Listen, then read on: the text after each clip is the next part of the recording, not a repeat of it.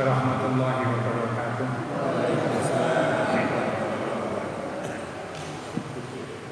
Bismillahirrahmanirrahim. Alhamdulillahirabbil alamin.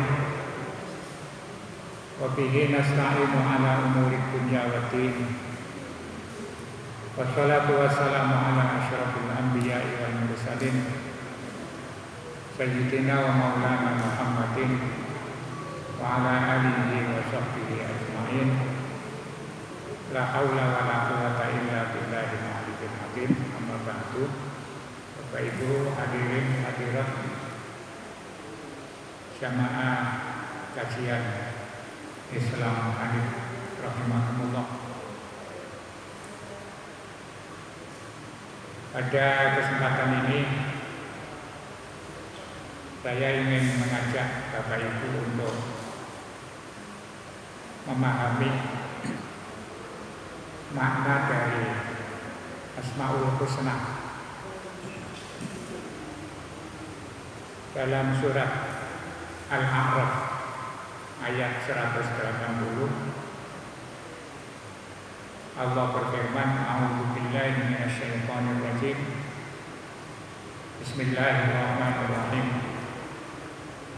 Walillahil asmaul husna fad'uuhu biha wa dzarul ladzina yulhiduna fi asma'ihi sayujzauna ma kanu ya'malun. Sadaqallahu adzim. Ayat ini menginformasikan kepada kita bahwa Allah itu mempunyai atau memiliki nama yang dikenal dengan Asmaul Husna. Kalau kita terjemah ayatnya walillahi, dan bagi Allah, atau kalau kita sederhanakan Allah itu mempunyai, maka li di situ menunjukkan makna milik. Walillahi, Allah memiliki Asmaul Husna. Asma itu bentuk jamak dari kata isim, ismun, bentuk jamaknya asma. Kalau asma berarti lebih dari satu. Jadi Allah itu punya nama-nama yang banyak, lebih dari satu, lebih dari tiga. Pokoknya jamak. Kemudian asma itu disifati dengan sifat husna. Isim berarti nama, asma nama-nama, al-husna itu bentuk muannas atau bentuk perempuan dari kalimat ahsan. Ahsan itu maknanya adalah lebih baik. Dalam istilah ilmu bahasa disebut af'alut tafdhil, superlatif. Jadi ketika Allah berfirman walillahil asmaul husna, berarti Allah memiliki nama-nama yang super, yang lebih baik, yang terbaik atau terindah. Bukan sekedar hasan. Jadi husna itu dari kalimat ahsan menjadi sifat, menjadi husna. Allah punya nama-nama yang begitu hebat. Jadi husna itu tidak bisa ditandingi oleh siapapun. Kalau hasan itu baik, masih ada yang lebih baik. Nah, ahsan itu lebih baik atau super. Jadi ketika Allah bilang Asmaul Husna, maka nama-nama Allah itu ya tidak ada yang bisa menandingi, dan itu menunjukkan kesempurnaan.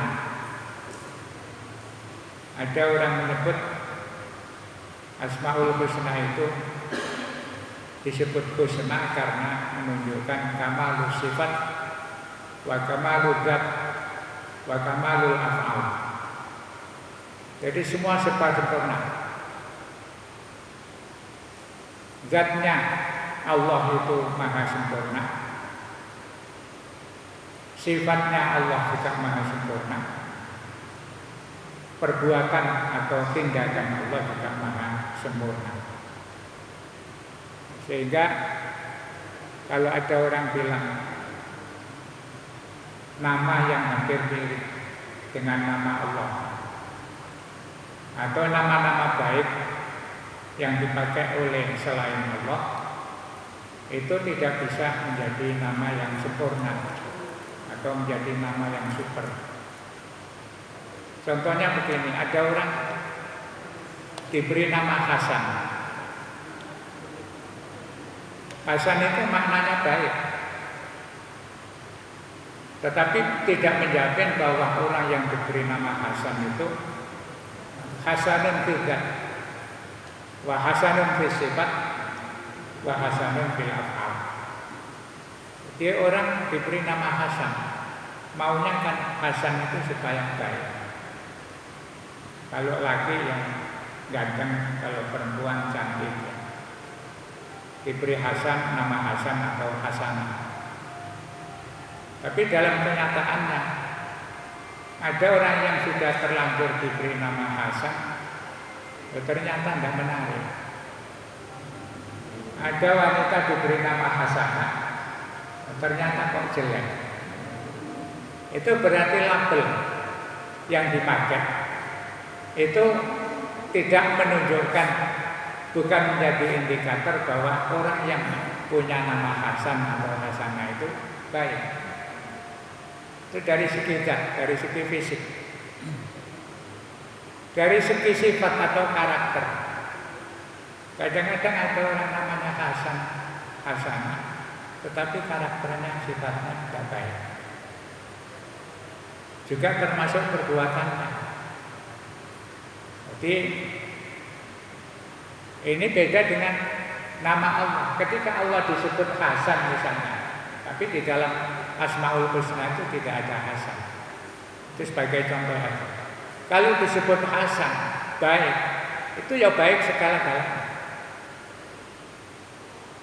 Ya, kita sebagai manusia ini kadang-kadang ya, kepingin punya label baik, tetapi dalam realitanya itu tidak bisa sesuai dengan label kita. Di Jawa juga ada begitu. Ada orang diberi nama Untung atau Selamat. Untung gitu, untung. Diberi nama Untung, dagang rugi terus. Tidak cocok dengan nama.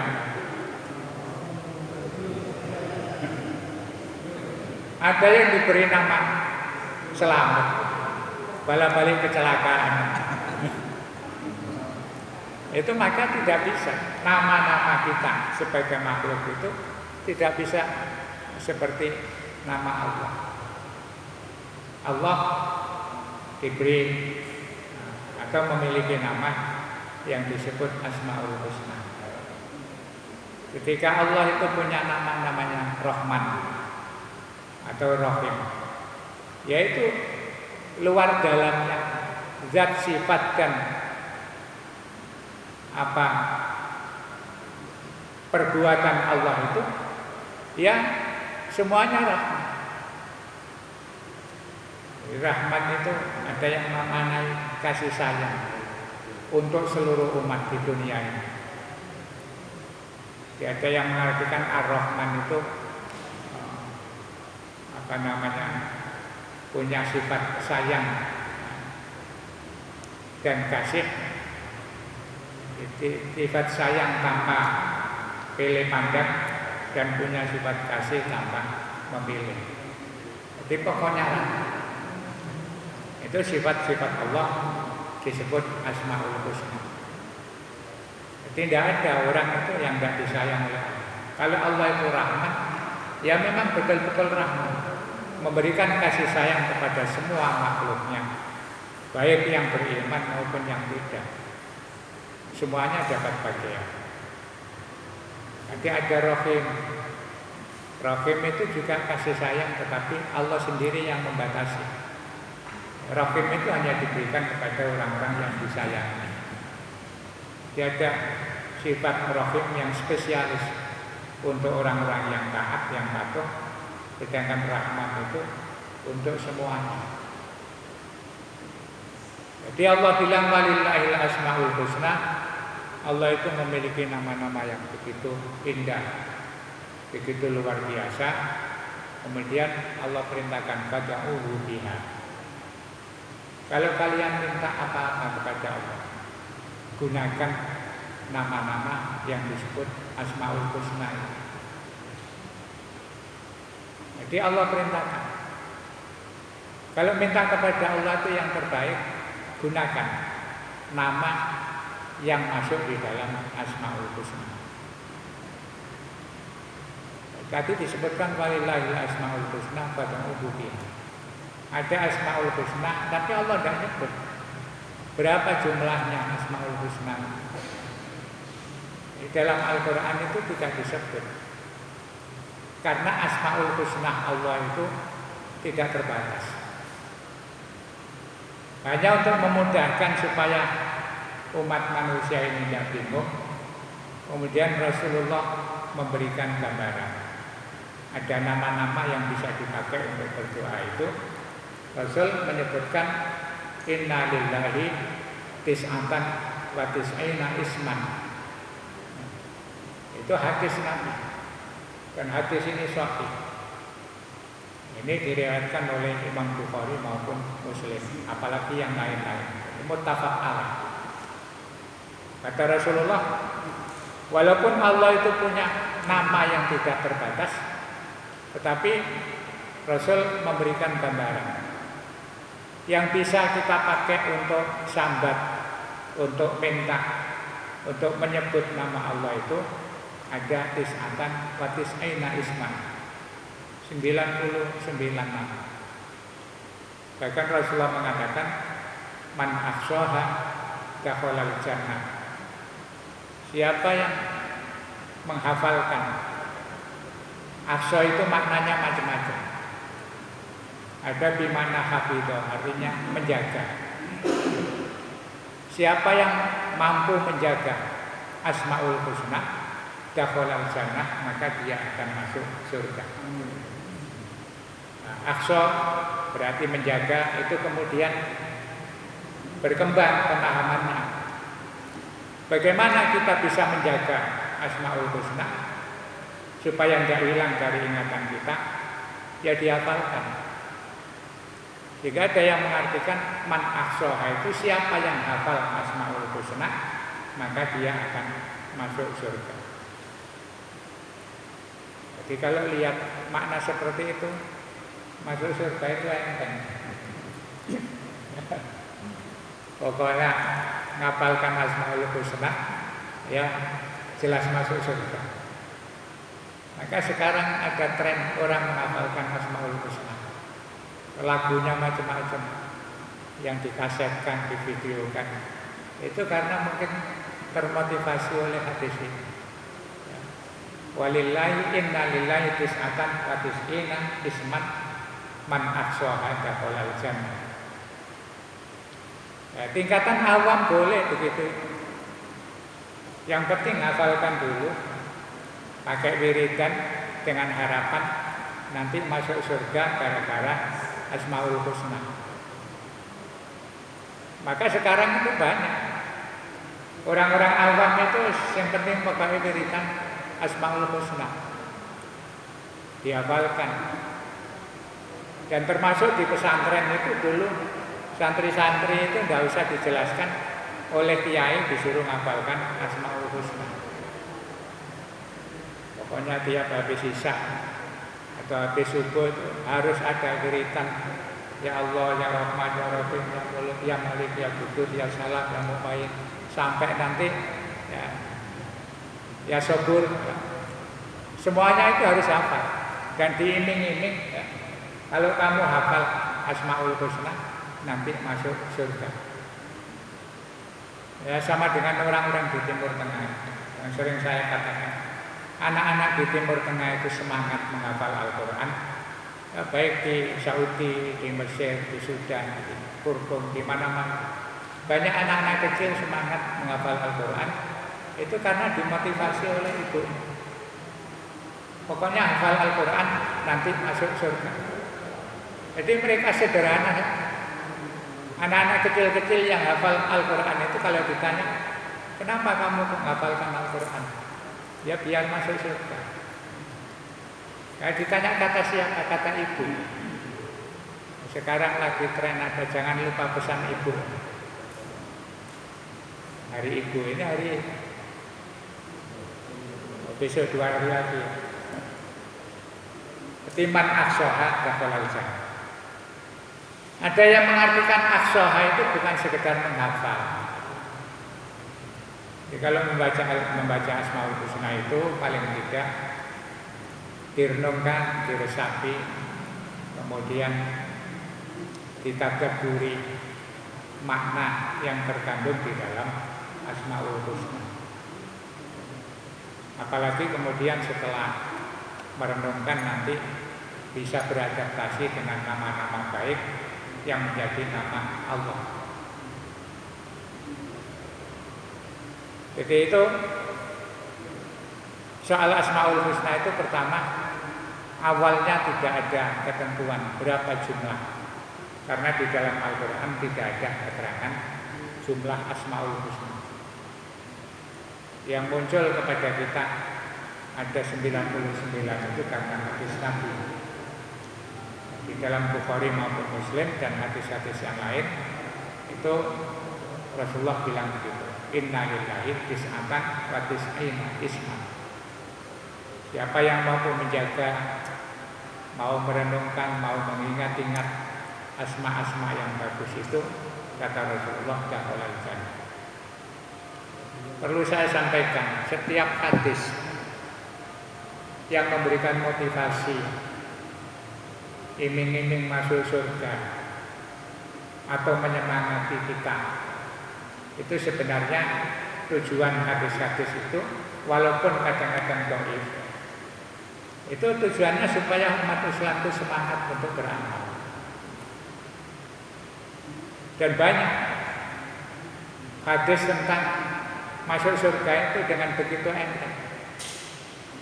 Misalnya ada hadis yang menjelaskan tentang orang yang melakukan ibadah puasa di bulan Arafah, di hari Arafah, itu nanti pahalanya bisa melebur dosa setahun sebelumnya dan setahun sesudahnya. Itu kan enteng.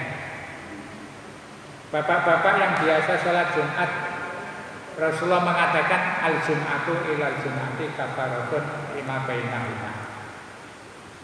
Jumat pertama kemudian sampai Jumat berikutnya itu bisa menjadi penebus dosa antara satu Jumat dengan Jumat yang lain. Nah, kalau kita menjalankan sholat Jumat setiap Jumat itu Jumatan, berarti nggak punya dosa. Tapi jangan lupa bahwa setiap hadis yang bicara soal surga, soal motivasi beribadah, itu selalu digandengkan dengan majtunibal kabair. Selama orang yang melakukan itu tidak melanggar dosa-dosa besar. Jadi tetap ada aturan. Asmaul Husna bisa membuat kita masuk surga asal kita tidak melakukan dosa. Puasa-puasa sunnah, umrah, al-umratu ilal umrati kafaratun lima bainahuma. Misalnya kita umrah sekarang tahun ini, kemudian nanti tahun 2030 umrah lagi, ya mudah-mudahan masih panjang umur bisa umrah lagi. Itu kata Rasulullah, kafaratun lima bainahuma. Tapi masih ada ketentuan asal tidak melakukan dosa. Jadi semua amalan-amalan yang kita lakukan itu, mari kita lakukan dengan baik, ya, Yang penting bisa mengantarkan kita masuk surga asal kita tidak melakukan dosa. Jadi tidak ada terus baca Asmaul Husna saja karena Nabi bilang masuk surga, akhirnya terus cukup itu, tidak bisa begitu. Yang ingin saya sampaikan di sini, tadi kan disebut walillahil asmaul husna fad'uhu biha. Ada asmaul husna dan Rasulullah mengatakan asmaul husna itu ada 99. Bahkan dijangkepi 100 dengan menyebut nama tunggal, nama orisinil Allah, yaitu ya Allah itu sendiri. Jadi Allah itu nama yang tidak boleh dipakai oleh siapapun, khusus milik Allah. Jika ada pendapat yang mengatakan Allah itu bukan dari kata al-ilah. Dan sering kita mendengar Allah itu asalnya ilahun, kemudian ditambah al, dibaca Allah. Maka ilahun itu Tuhan siapa saja. Tapi kalau Allah itu hanya Tuhan yang Maha Esa. Ada ulama yang tidak setuju. Allah itu hanya milik Allah, bukan berasal dari kata ilahun. Khusus milik Allah, tidak bisa dipakai oleh yang lain. Sama dengan Ar-Rahim, Ar-Rahman itu tidak boleh dipakai yang lain. Kalau ada orang diberi nama Rahim, harus ada Abdur Rahim. Tidak boleh. Tapi kita ini sering manggil orang namanya Abdur Rahim itu dipanggil Rahim. Padahal Rahim itu nama Allah. Orang tuanya sudah benar ngasih nama Abdur Rahman, Abdur Rahim, tapi kita panggilnya Pak Rahman, Pak Rahim. Yang salah itu. Berarti kita tidak memahami kalau Asmaul Husna itu tidak boleh dipakai oleh siapa. Makanya orang Jawa itu masih lebih pintar ya ternyata. Ada orang diberi nama Abdurrahim, paling tidak disebut Abdurrahim. Abdul Jabbar diterus Abdul Jabbar. Abdullah panggilannya Dola. Masih Abdulnya itu masih diikutkan. Karena memang nama Allah itu tidak boleh dipakai. Termasuk dipakai nama masjid. Masjidil Haram itu namanya Baitullah. Ada masjid diberi nama Baitur Rahman. Ada masjid diberi nama pokoknya tidak boleh kalau nama Allah itu dipakai. Assalam itu bukan nama Allah.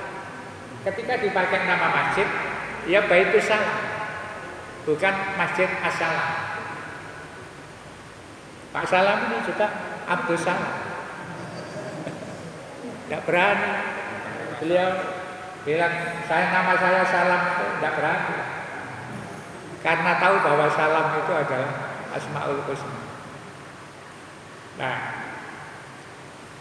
sehingga kalau kita mau memahami nama-nama Allah yang begitu superlatif, begitu hebat, itu tidak boleh disamakan dengan yang lain. Maka Allah bilang di dalam surat Al-Hasyr 23 untuk menjelaskan kata Rasulullah ada 99 itu, salah satunya disebut di dalam Al-Hasyr 23 ini. Allah bilang begini, huwallahu alladzi la ilaha illahu al-malikul quddusus salamul mu'minul muhaiminul azizul jabbar al-mutakabbir subhanallahu amma yusyrikun. Jadi Allah membuat rincian. Allah itu huwallazi la ilaha illa huwa. Dia adalah Tuhan yang tidak ada Tuhan lain kecuali atau selain Dia. Kemudian memberikan nama berikutnya Al-Malikul. Al-Malikul Quddusus Salamul Mu'minul Muhaiminul Azizul Jabbarul Mutakabbir Subhanallahu amma yusyrikun.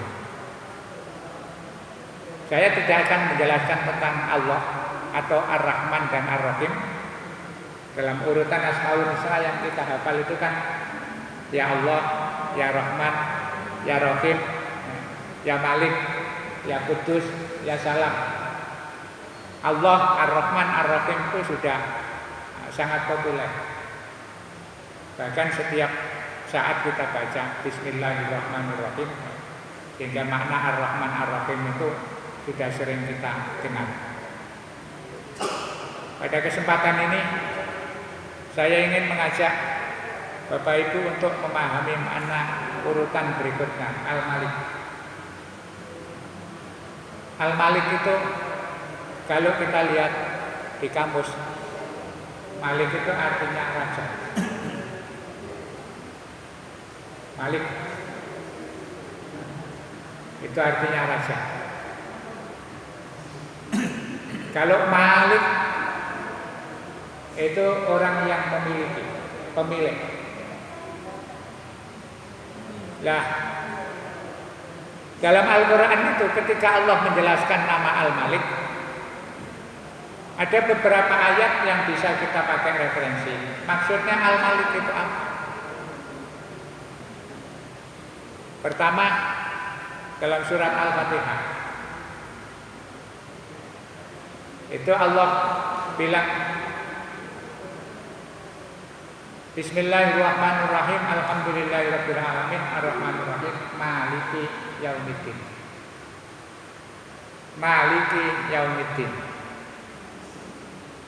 Kalau kita lihat di Al-Quran, tulisannya maliki yaumiddin itu tidak ada alifnya. Coba dicek nanti. Maliki yaumiddin. Tidak ada alif. Jadi tulisannya mim lam kaf. Maka karena Al-Quran itu tulisannya mim lam kaf, kemudian ada orang membaca maliki yaumiddin, ada yang membaca pendek maliki yaumiddin. Kalau maliki itu pemilik, penguasa. Maliki yaumiddin, zat yang menguasai, mengatur segala sesuatu di hari kiamat nanti. Ada maliki yaumiddin. Maka Imam Syafi'i itu kalau sholat di dalam fikih Syafi'i baca Fatihah yang jahir itu selalu dibaca berbeda ketika baca maliki yaumiddin. Kalau imam-imam salafus shalihin, kiai-kiai sepuh dulu, itu kalau ngimami bacaan jahir ketika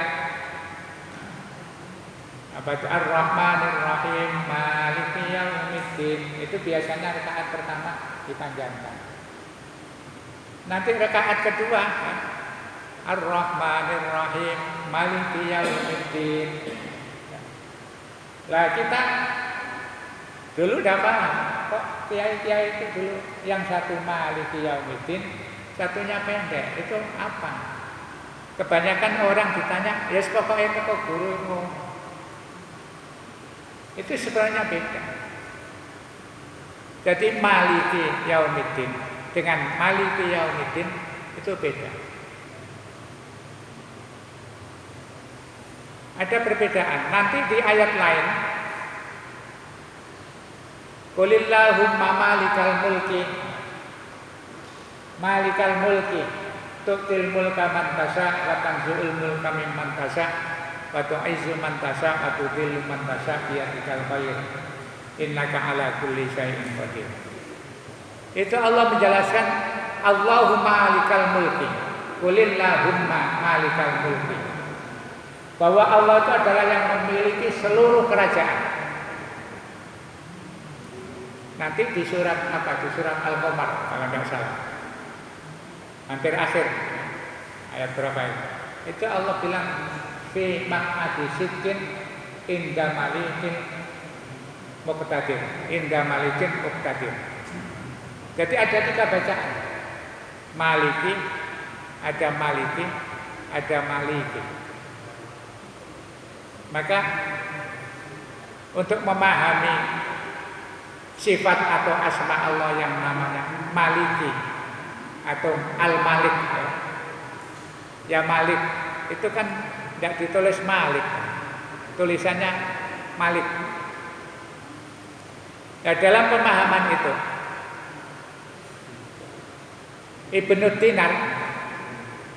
Dinar itu seorang tabi'in senior karena lahir tahun 200-an Hijriah dan sempat berguru kepada beberapa sahabat. Beliau bukan sahabat tetapi menurut para ulama karakternya seperti para sahabat. Ibnu Dinar ini meriwayatkan hadis dari Abu Darda radhiyallahu anhu. Itu bilang begini, ada hadis qudsi. Yaqulullahu azza wa jalla, anallahu la ilaha illa ana. Kata Allah, saya ini Allah. La ilaha illa ana. Tidak ada Tuhan kecuali saya.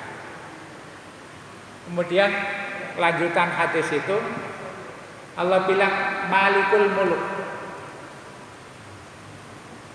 Saya ini adalah pemilik semua raja, semua kerajaan. Jadi kalau di dunia itu ada raja-raja yang begitu banyak, maka yang memiliki raja-raja dan kekuasaannya itu adalah saya. Orang sering menerjemah bahwa Allah itu adalah raja di raja. Ya rajanya seluruh raja. Di raja di dunia ini ataupun di mana saja kalau punya kekuasaan itu dia tidak akan berkutik, tidak bisa berbuat apa-apa kalau yang mengendalikan itu Allah. Jadi ibaratnya itu Allah itu memiliki ya apa istilahnya penguasa pemerintahan pusat seluruh kerajaan. Malikul Mulki. Kemudian di hadis itu ada kalimat beredar Malikul Muluk. Jadi Malikul Mulki itu adalah pemilik penguasa semua raja. Malikul Muluk, saya ini adalah rajanya. Di Malik itu raja, pimpinan. Maka kalau sudah nama Malik disebut, itu maknanya adalah Allah itu yang memiliki semua. Baik rajanya itu sendiri maupun kekuasaannya itu di bawah kekuasaan Allah Subhanahu wa taala. Kemudian Allah bilang qulubul muluk fi yadi. Hatinya para raja itu berada di dalam genggamanku. Berada di tanganku, berada di kekuasaanku. Wa innal ibada idza ata'uni, maka ketika ada seorang hamba idza ata'uni taat kepada saya, awwaltu qulubal muluk alaihim, maka hati para raja itu aku ubah, aku arahkan ya. Awwaltu qulubal muluk alaihim birrahmati warahmati. Sederhananya begini, kita punya raja, punya pimpinan, punya presiden, siapapun orangnya, itu hatinya dikendalikan oleh Allah. Jadi kalau ada pilihan-pilihan, termasuk pilihan lurah tadi, itu ketika milih itu sebenarnya kita tidak bisa mengandalkan nanti kalau ini jadi enak, lebih makmur. Tidak bisa begitu. Kuncinya kata Allah, qulubul muluk fi yadi.